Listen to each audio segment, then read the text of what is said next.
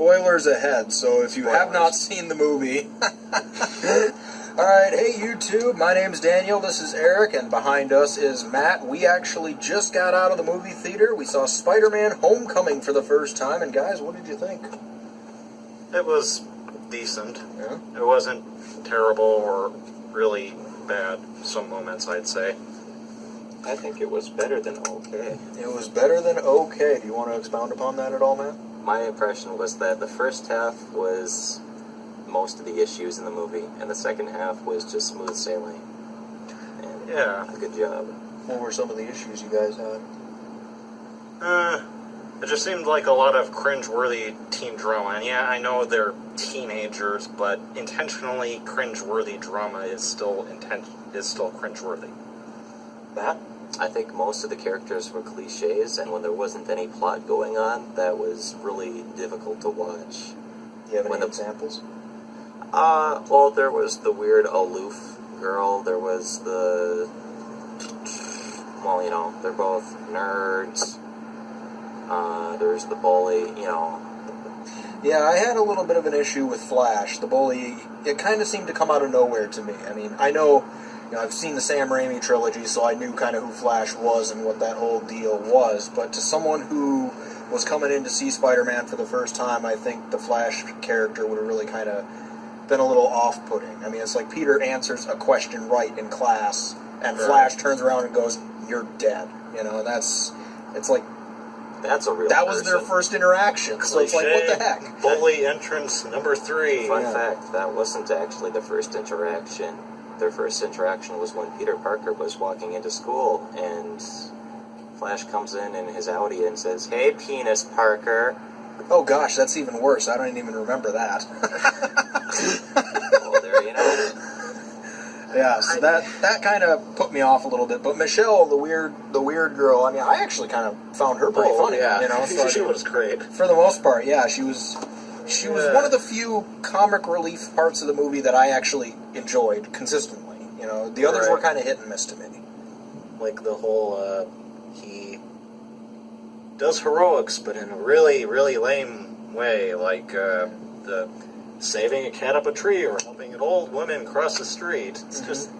And that's something else that really kind of bugged me about this movie. And I mean, after getting some time to sit and think about it here, I guess I kind of get it, but I still don't like how throughout almost the entirety of the movie, Tony and Happy Hogan are both really kind of treating Peter like crap, you know, if they're actually paying attention to him at all, you know, not just ignoring his calls or saying they'd call him but never actually calling him. And, well, I guess they did actually call him eventually, but it took like 3/4 of the movie. And, yeah, it just... I didn't really like how they were acting towards Peter. Well, it is a coming-of-age movie. Well, yeah, but still, there's tons of coming-of-age movies you don't have the adults treating the kids quite like that. In a way, I sort of actually get why the first half went into the second half the way it did, is because it is a coming-of-age story. All the teen drama, I mean, he leaves her at Homecoming. He just leaves her because there's more important things that he needs to do. He actually is taking a step into the adult things. So all the teen drama, all the girlfriends, all the bullies, all that just stops mattering as we actually get to the stuff where he's doing, you know, real heroics. Yeah, going after the Vulture. And you had some thoughts on the Vulture, I remember, in the theater. Yeah. The entire idea of taking all the alien debris and everything and kind of the worksmen putting everything together in order to keep people... It's the kind of petty crime thing that we don't actually see a lot of in superhero movies. Yeah, and they kind of did... I remember in the ferry scene, you know, Tony did kind of explain a little bit how the fighting petty criminals like this is kind of below the Avengers' pay grade. Right. But that kind of bumped me a little bit, too, because it's like, well, he said, well, why do you think I called the FBI here, you know, to handle this sort of thing? It's like, yeah, because the FBI really did a great job on the ferry. They were completely helpless. So I'm like, is Tony just an idiot, or is he actually willingly letting these petty criminals do what they're doing. To be fair, Yeah. all the huge lasers and destruction of the ferry were entirely a result of Peter's actions.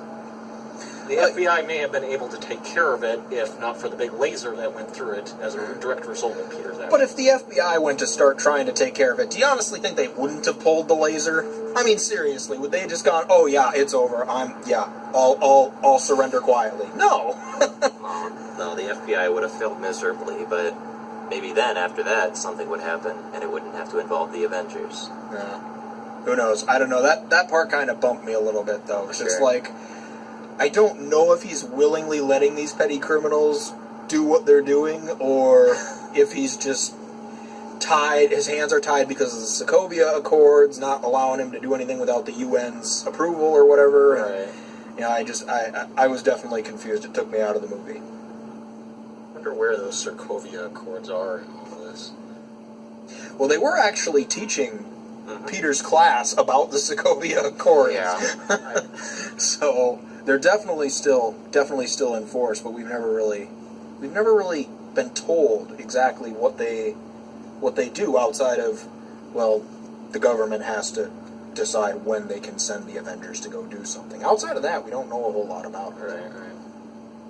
So another thing that kind of bumped me is character motivations. I felt like they were a little bit muddled, particularly when it came to Peter. You know, this, again, spoilers ahead if we haven't mentioned it already. But Peter's whole goal throughout this movie is he wants to be an Avenger. He wants to be like Tony Stark. And at the end, I found myself puzzling over why he didn't accept the suit and go into the press, and talk about how he is the newest Avenger. He turns Tony down. Of course, he asks whether it was like a test at the end, but I don't really buy that he said no just because he thought it was a test. I don't really. That kind of undermines the decision. He said no, and then it occurred to him, maybe this is a test, and so he asked. Yeah, that's more what I think it was, but still, it's like his whole goal this entire movie was, I want to be an Avenger. When he finally gets the chance to be an Avenger, he says no, and for a while there, I couldn't puzzle it out. The only thing I can think of is that the Vulture speech at the end of the movie, talking about how Tony Stark and those rich guys up there, they don't care about the little guy. So Peter's like, well, someone's got to look out for the little guy. That's the closest I can come, but I mean, that wasn't really part of his character throughout the movie. It has been in previous movies, and in the comics to a certain degree, but he was never really the guy to protect the little guy. He was actually kind of annoyed at having to do that. He wanted to do more throughout the movie, and they weren't letting him. So it just, that also kind of bumped me. But despite that, the comedy was pretty good for the most part. There were a couple of cringeworthy moments, like you guys talked about, especially in the beginning, but overall, I thought the comedy was good. Overall, I liked the movie well enough. We'll have to do our full-on reviews, but I'd say it's not the best Marvel movie I've seen so far, but it's not even close to the worst either. It's certainly a lot better than like the Hulk or It's more fun than say Ant-Man. No. Yeah, so I'd probably. And certainly the size-down scope, you don't have to have superheroes always saving the world from every little thing. The size-down scope actually made me care a bit more. Yeah, so if we had to give a first impressions rating, out of, say, 10, what would you guys rate it? Probably a 7 or an 8. Yeah, I was kind of thinking a 7 or an 8, too, so. Yeah, that was our thoughts on Spider-Man Homecoming. I know this is going to be our first or second video, I believe. I don't know if we've decided yet. First or second video up on our new YouTube channel. So we will have many more reviews coming up, especially more in-depth, full-blown reviews. I believe Maleficent is our first one that we're looking at doing. Yes. So that should be coming out soon. If you're interested in seeing that, be sure to subscribe. Otherwise, like, comment, and share if you enjoyed this video, and have a great day. Hey guys, thanks for watching. If you liked this video, click the subscribe button to get all the latest updates from the show.